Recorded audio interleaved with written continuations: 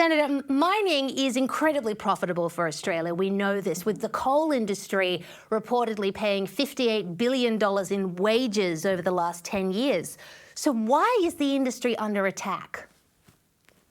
Well, this is an excellent question, Daisy, because Australia is a primary industries nation and mining leads the way. Our three biggest export earners, our three biggest corporate taxpayers, our three biggest contributors to our economy are, of course, coal, iron ore and gas. And just the only thing that changes is the order that they come up in.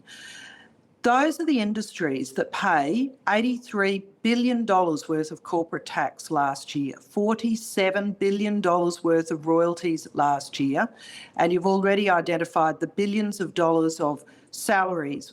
About 50% more than the average Australian salary is what miners receive. And of course, it's not just the people who are directly employed in mining, the 280,000 people. There's 1.1 million Australians employed across Australia in mining-related jobs. And of course, it's not just if you're wearing high vis. If you're working in a restaurant that serves miners, if you're in a coffee shop that takes up coffees to those high towers that are filled with mining executives, you too are part of this mining industry. And that is the stuff that means that Australia enjoys one of the highest standards of living in the world. And it is only with high standards of living that we can afford to make choices. We can afford to have an NDIS program. We can afford to have great schools and hospitals. We can afford to invest in emissions reduction technology. Now, regardless of what your belief is, and I personally think that this federal government is cruelling and crippling Australia with its rushed, hasty push towards bringing renewables on too quickly. But it is only these prosperous, profitable countries and prosperous and profitable mining companies that can afford to invest in environmental outcomes and great HR outcomes and have greater diversity, more environmental scientists. Only rich countries can do that.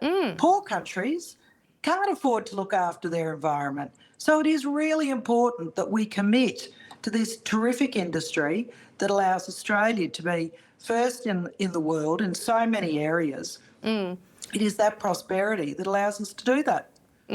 Absolutely, and it is so in large part thanks to mining that we actually have that prosperity. That's why it's mind-blowing that it's such a culturally unfashionable industry. And I spoke about the policies that cripple investment in mining. And what's got a lot of people concerned is the Queensland state government's coal royalty grab. That has just come into effect. That has massively jacked up the royalties on coal. Won't this undermine the future of the industry that has actually done so much for Queensland's growth? Yeah, it's now the highest royalty coal regime in the world. Oh, wow. It's madness, isn't it? Crazy. It's shocking and it's madness because what the Queensland government has said is we're going to tax the good times. We're going to tax you when you have good prices for coal. We're not going to be standing with you when they're poor, less than the cost of production prices. We're just going to tax the cream. And as any business knows, that's so unreasonable and unfair because an investment needs to take into account, the highs and lows of the cycle. But Queensland, like this Labor federal government, both fund the Environmental Defenders Office. Federal government, $9.8 million to challenge government decisions. So between the layering of regulation from the federal government and the state government, interventions into the gas market, royalty increases, industrial relations, the mandatory code of conduct, changes to the PRRT tax, all of these things is racing us towards Australia being uninvestable. Now, this is a shocking place to be, but when I see companies saying that Ecuador is more secure than Australia, when I see companies saying Indonesia is a more secure investment location than Australia.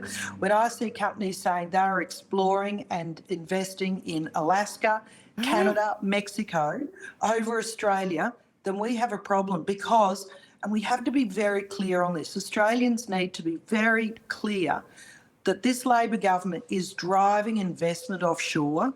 They're driving prosperity offshore.